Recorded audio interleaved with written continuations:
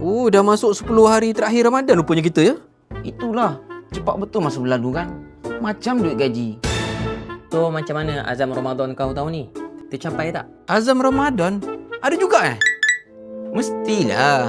Ramadan ni kan bulan tarbiyah. Kita kenalah target untuk ubah jadi lebih baik. I see. Aku tak ada plan apa-apa pula hari tu. Azam tahun baru yang lepas pun dah ke laut. Tak apalah. Kita masih ada beberapa hari lagi berbaki ni. Jangan disia-siakan. Betul. Kalau bulan Ramadan dah pergi berlalu nanti, kita masih jadi orang yang sama, rugilah kita. I see. So dah hujung-hujung ni, apa je aku boleh buat? Kau gandakan sedekah, bacaan Quran dan ibadah malam.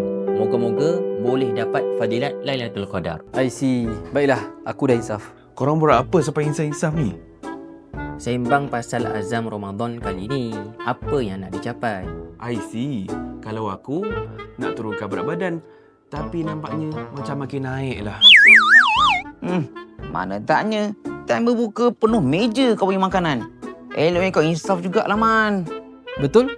Ustaz aku pun ada berpesan. Barang siapa yang makan berlebihan ketika berbuka puasa, maka dia tergolong di kalangan orang-orang yang berat timbangannya di pagi raya.